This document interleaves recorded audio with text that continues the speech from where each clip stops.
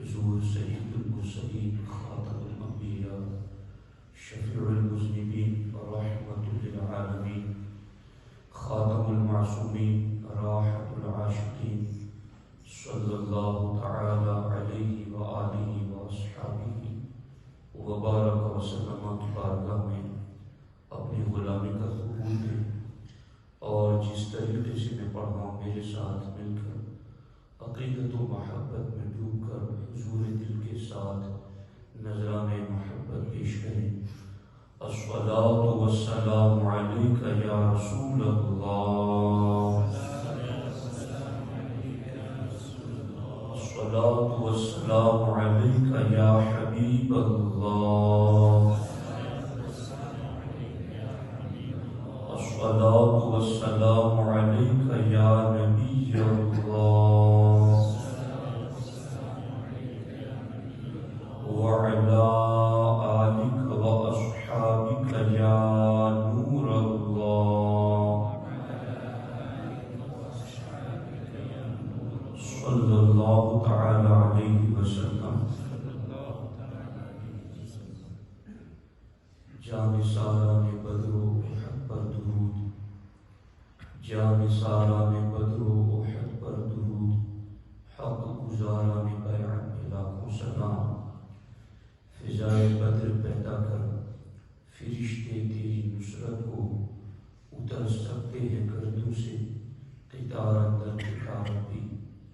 دوستان محترم، اصحاب بدر اور جنگ بدر کے حوالے سے قرآن و سنت کی روشنی میں چند باتیں آپ کی خدمت میں عرض کرنا چاہتا ہوں۔ ہجرت کے 19 مہینے بعد رمضان المبارکہ کی 12ویں تاریخ کو ہفتہ یعنی سنیچر کے دن اللہ کے رسول صلی اللہ علیہ وآلہ وسلم بدر کی طرف اپنے صحابہ کو لے کر تشریف فرما ہوئے۔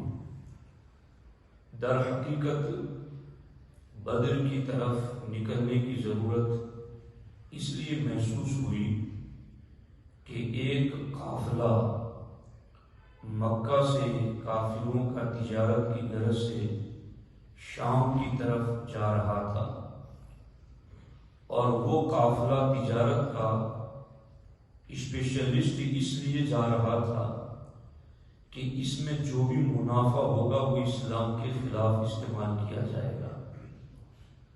تو سارے مکہ کے کافروں نے جو کہ اسلام دشمنی میں جل رہے تھے، وہ سارے اپنا سرمایہ اس قافلے کے اندر انویسٹ کرتے ہیں تاکہ جتنا زیادہ نفع ہو اتنا زیادہ اسلام کے خلاف شدت کے ساتھ وار کیا جائے۔ مگر ہمارے نبی کو اللہ نے غیب داں نبی بنایا ہے۔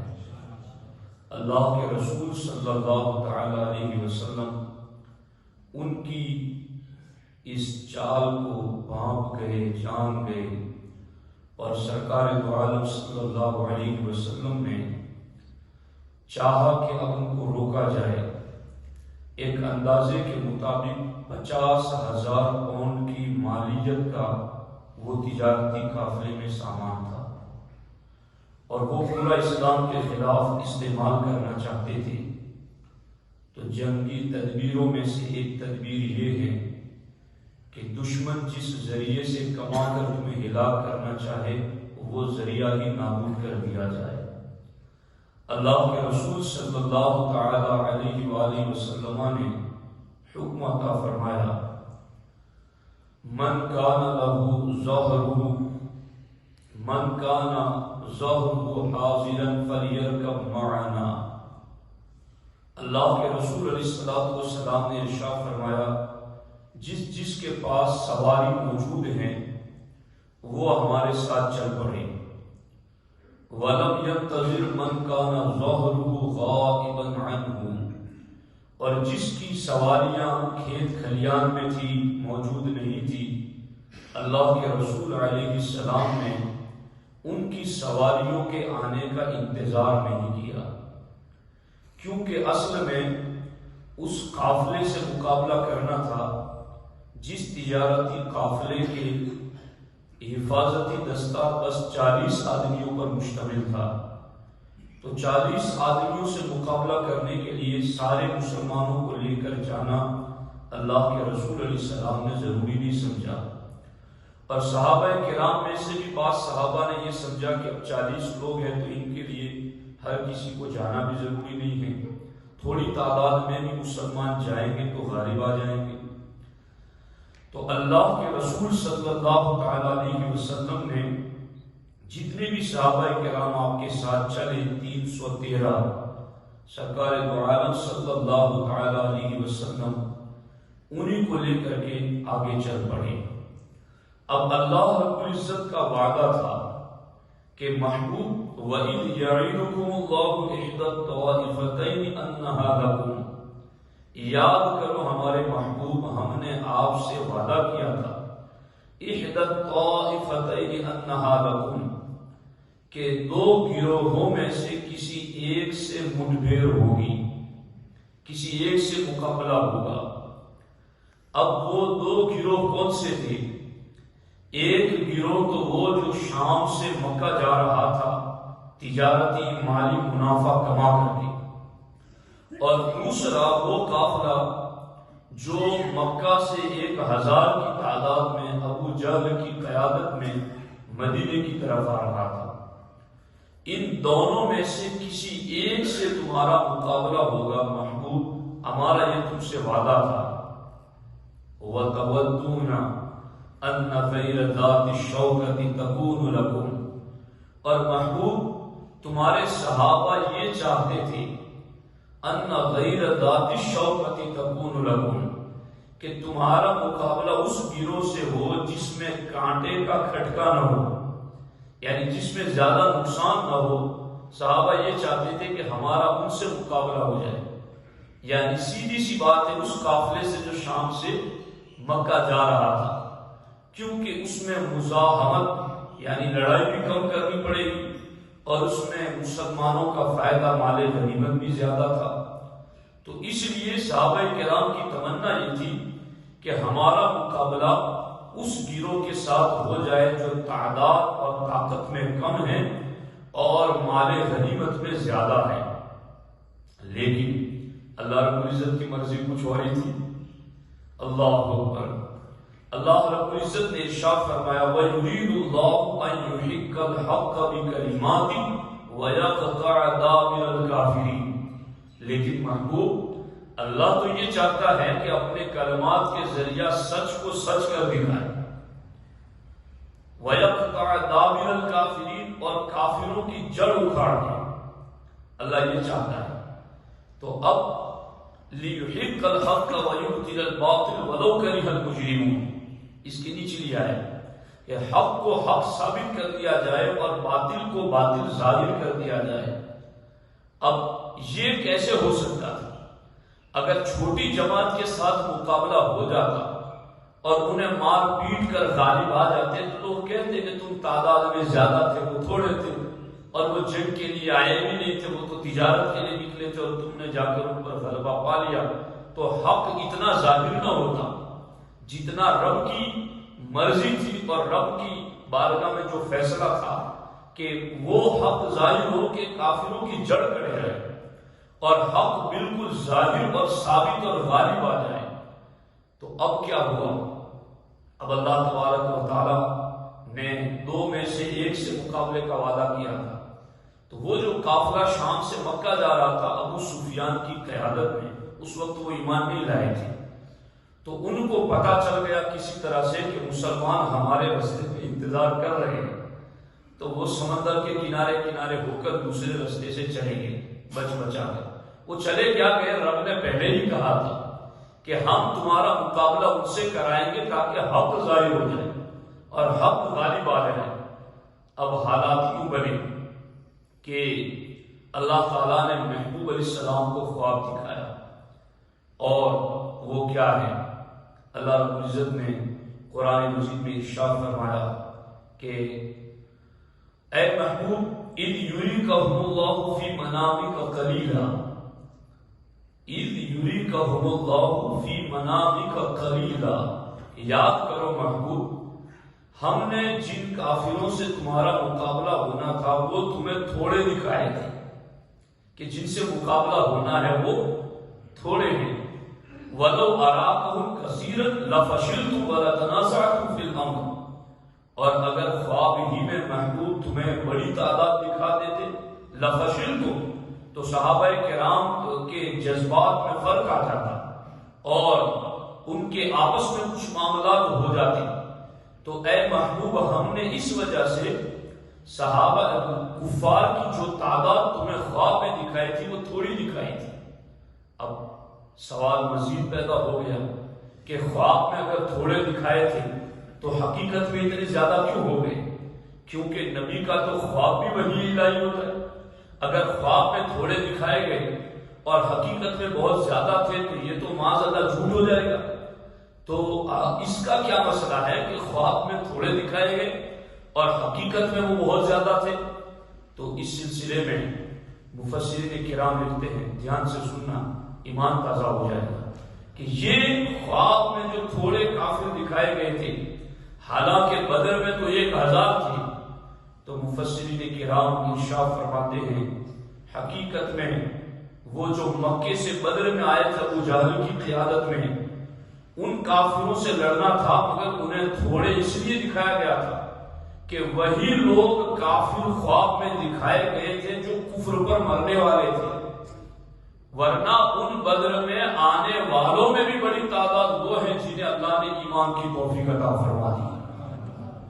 تو چونکہ اللہ نے کیا کہا، اذ یریکہم اللہ فی منامک قلیلا، کہ جن قلیل کو دکھایا گیا ہے وہ کافروں کو دکھایا گیا ہے، تو وہ جو آ رہے ہیں بڑی تعداد میں لڑنے کے لیے، ان میں سے کفر پر مرنے والے تو قلیل ہی ہیں اور وہی دکھائے گئے ہیں۔ سمجھ آئی نہیں ہے؟ وہی دکھائے گئے ہیں۔ اور دوسری چیز آگے یہ ہے کہ وہ جو قلیل دکھائے گئے تھے نا، وہ قلیل ان کی طاقت کے اعتبار سے دکھائے گئے تھے، کہ وہ اگرچہ افراد گنتی شمار کے اعتبار سے تو زیادہ تھے، مگر اللہ نے ان کی بزدلی اور کمزوری کی وجہ سے قلیل دکھائے تھے، کہ وہ تمہیں دیکھنے میں تو خواب میں قلیل دکھائے اس لیے کہ وہ کمزور اتنے زیادہ ہے۔ اور تیسری چیز یہ ہے کہ واقعی میں انہیں جو دکھایا گیا نا وہ قلیل ہی نظر آئے۔ وَإِذْ يُرِيكُمُهُمْ إِذِ الْتَقَيْتُمْ فِي أَعْيُنِكُمْ قَلِيلًا وَيُقَلِّلُكُمْ فِي أَعْيُنِهِمْ قَلِيلًا۔ اللہ تعالیٰ نے فرمایا محبوب، جب تمہارا مجھ سے سامنا ہوا نا مقابلہ، ایک طرف تم تھے ایک طرف وہ تھے، تو اس وقت کیا ہوا، اذ التقیتم فی اعینکم قلیلا، جب تمہارا مقابلہ ہوا اس وقت بھی تمہاری نگاہوں میں وہ تھوڑے ہی تو نظر آ رہے تھے۔ حضرت عبداللہ ابن مسعود جن کا ذکر 2 دن سے چلا بیچ میں آیا تھا، جنگ بدر میں بھی تھے۔ حضرت عبداللہ ابن مسعود کہتے ہیں کہ جب ہمارا سامنے کفار سے ہوا تو میں نے اپنے ساتھ والے سے کہا کہ یار یہ 70 یعنی 70 سے زیادہ نہیں لگ رہے، یہ 70 افراد سے زیادہ نہیں لگ رہے۔ تو عبداللہ ابن مسعود کہتے ہیں میرے ساتھ والے نے کہا نہیں یہ 100 کے قریب ہوں گے جی۔ پھر انہوں نے کہ ایک بندے کو مار کے پکڑا اور گرفتار کیا تو اس نے بتایا ہم نہ 70 تھے نہ 100 تھے، ہم تو 1000 تھے۔ تو اللہ تعالیٰ نے فرمایا محبوب ہم نے تمہیں جو خواب میں قلیل دکھایا تھا تو وہ تمہارے صحابہ کو بھی قلیل نظر آئے۔ اب صحابہ کو قلیل نظر آئے، جنگ کی شروعات میں صحابہ کو قلیل نظر آئے وہ لوگ، ایسا اللہ نے کیوں کیا؟ ایسا اس لیے کیا تاکہ دل جمی سے لڑے کہ زیادہ نہیں ہے تھوڑے ہیں بس جلدی ختم کر دیں گے۔ اچھا ایمان والوں کو تو وہ تھوڑے دکھائے گئے مگر انہیں بھی ایمان والے تھوڑے دکھائے گئے۔ وَيُقَلِّلُكُمْ فِي أَعْيُنِهِمْ وَيُقَلِّلُكُمْ فِي أَعْيُنِهِمْ، اور وہ جو لڑنے آئے تھے 1000 ان کی نگاہ میں بھی تم تھوڑے دکھائے گئے۔ لِيَقْضِيَ اللَّهُ، ایسا کیوں؟ انہیں اتنے تھوڑے نظر آئے صحابہ کہ ابو جہل نے جب مسلمانوں کو دیکھا تو اس نے کہا چلو اپنے گھوڑوں سے رسیاں چھوڑو اور ان کے ہاتھ پاؤں باندھ کر کے گھوڑوں پہ باندھ لو. جنگ تو ہونی نہیں ہے، یہ اتنے تھوڑے ان کے ساتھ کیا لڑنا، بس پکڑ پکڑ کے ہاتھ پاؤں باندھ کر کے ان کو گھوڑوں پر ڈال دو، ان کو مکہ لے جاتے. ان کو اتنے تھوڑے نظر آئے. کیوں ایسے تھوڑے نظر آئے؟ محبوب ہم انہیں 313 پورے کے پورے دکھا دیتے تو یہ پہلے ہی بات جاتے ہیں، اور ہم تو حق ظاہر کرنا چاہتے تھے، ہم تو حق ظاہر کرنا چاہتے تھے. تو ان کی نگاہ میں بھی ہم نے تمہیں تھوڑے دکھائے. مگر جب جنگ شروع ہوئی نا تو وہ جو بعد میں ایمان لائے نا اس گروہ میں سے، وہ بھی کہتے تھے تم شروع میں تو تھوڑے نظر آ رہے تھے، مگر جب تم نے جنگ شروع کی تو پتہ نہیں تمہاری فوج کیسے بڑھ گئی. تو پھر قرآن میں کہا گیا وہ 3000 فرشتے آئے تھے، وہ 5000 فرشتے آئے تھے، وہ تمہیں زیادہ نظر آ رہے تھے. اب آپ دیکھو کہ اللہ رب العزت نے یوں بدر کے اندر انہیں بھیجا، اور یہ صحابہ کرام لڑے، بڑی بےجگری سے لڑے. جب حالانکہ آپ غور کیجیے، اس پر تھوڑا توجہ دیجیے کہ 313 تھے اور ادھر 1000، اور ادھر 313 میں ایک گھوڑا تھا اور 80 اونٹ تھے، باقی سب پیدل چلنے والے تھے. ادھر 1000 سے بھی کچھ گنتی میں زیادہ تھے. ہر ایک کے پاس اونٹ، گھوڑا، اعلیٰ نسل کے اونٹ، اسلحے، سامان، کھانے پینے کی چیزیں، اور ان کے جذبات ابھارنے والی گانے والیاں، سارا کچھ ان کے پاس سامان تھا. ہر ایک منزل پر وہ رکتے تھے تو اونٹ کاٹ کاٹ کے گوشت کھا کے آتے تھے. اور ادھر صحابہ، رمضان تھا، پہلی مرتبہ کا روزہ رکھ کر کے چلے تھے. مگر یہ ان صحابہ کی عظمتوں کو کروڑ سلام کہ جو مقابلے کے لیے نکلے تھے، ان کا ارادہ تو تھا کہ شام سے آنے والے قافلے کا مقابلہ کرنا ہے. مگر جب 1000 کو بھی سامنے دیکھ لیا تو انہوں نے وہ نہیں کہا جو موسیٰ کی قوم نے موسیٰ سے کہا تھا جب قوم جبارین سے مقابلہ ہونا تھا، فَاذْهَبْ أَنْتَ وَرَبُّكَ فَقَاتِلَا إِنَّا هَاهُنَا قَاعِدُونَ، کہ موسیٰ تم اور تمہارے رب جا کے لڑو، اب تو یہیں بیٹھے، ہم نہیں جائیں گے. چھٹے پارے میں ہے نا حافظ سلیم صاحب، چھٹے پارے کے اندر یہ موجود ہے. یہ سورۃ المائدہ کے اندر آدھا پارہ ہونے سے مکمل ہونے سے پہلے جی انہوں نے کہا کہ فَاذْهَبْ أَنْتَ وَرَبُّكَ فَقَاتِلَا إِنَّا هَاهُنَا قَاعِدُونَ، کہ موسیٰ تم اور تمہارا رب جا کے لڑو، اتنی تگڑی قوم سے ہم کیسے لڑیں گے، ہم نہیں لڑیں گے، ہم تو یہیں بیٹھے، اِنَّا هَاهُنَا قَاعِدُونَ، ہم تو یہیں بیٹھے، ہم نہیں جائیں گے. مگر سرکار نے جب اتنے زیادہ لوگوں کو صحابہ کے سامنے دکھایا، سرکار نے فرمایا بتاؤ اب تمہاری کیا رائے ہے.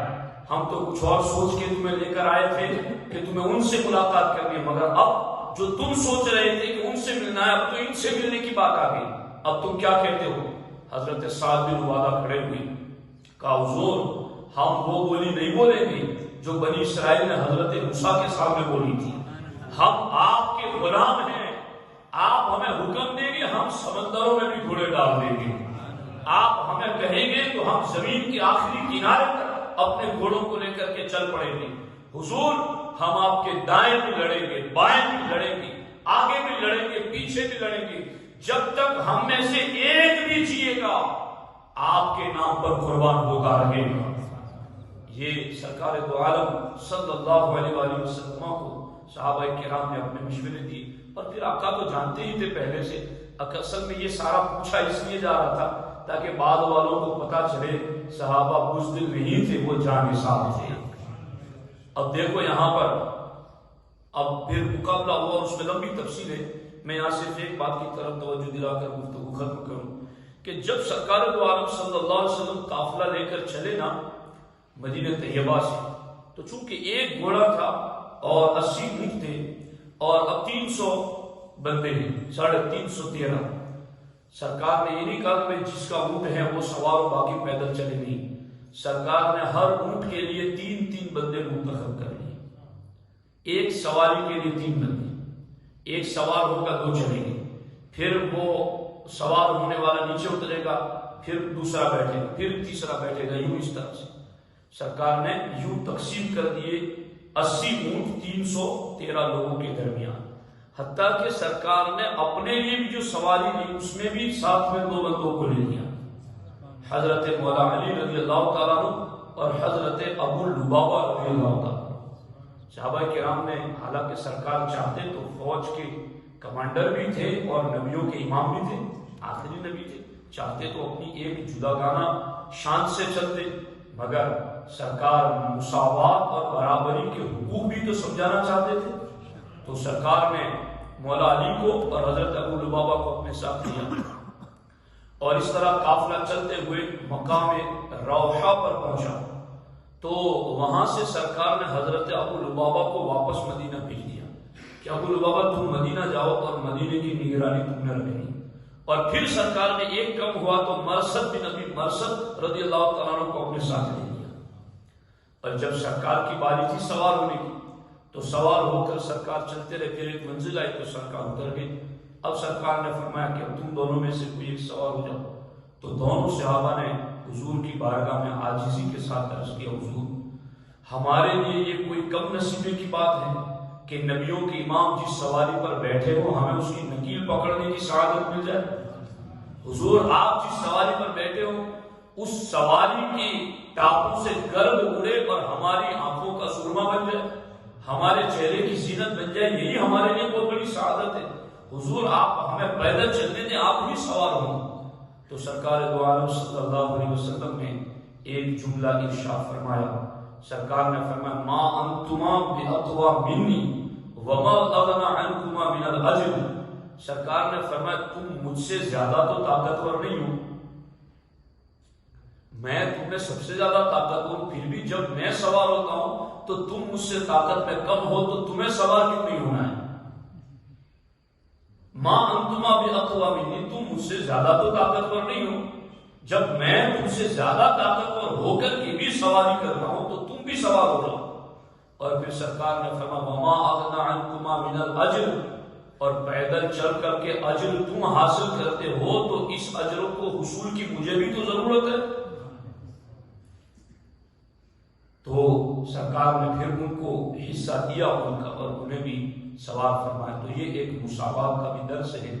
بدر کی جنگ کے بارے میں بڑی تفصیل ہے اور ہو سکا تو میں اس کو کئی دنوں تک کنٹینیو کروں گا تاکہ مسلمانوں کو پتا چلے کہ اسلام کی یہ پہلی جنگ ہے، اور اس میں واقعی میں جو اللہ نے فرمایا وَيَقْطَعَ دَابِرَ الْكَافِرِينَ کہ کافروں کی جڑ کاٹ کے رکھ دی، واقعی میں ایسا ہوا کہ آئے تھے بڑے تم تراک سے، بڑے ناز و انداز میں کہ اب 1000 ہے، وہ بھوکے پیاسے ہیں اور وہ آئے اب ان کو پکڑ پکڑ کے رسیوں میں باندھ کے لے جائیں گے۔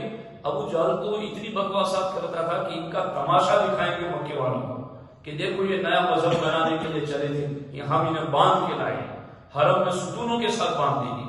تو یہ ساری چیزیں تھی سامنے۔ تو اللہ تبارک و تعالیٰ کی بارگاہ میں دعا ہے رب ذوالجلال ہم سب کو ان کے فیوز و برکات سے مالا مال فرمائے۔ اللہم ربنا آتنا فی الدنیا حسنہ وفی الآخرۃ حسنہ وقنا عذاب النار۔ اللہم رب اغفر لی ولوالدی وللمؤمنین یوم یقوم الحساب۔ ان اللہ وملائکتہ یصلون علی النبی یا ایھا الذین آمنوا صلوا علیہ وسلموا تسلیما۔ اللہم صل علی سیدنا و مولانا محمد وآلہ وصحبہ وبارک وسلم۔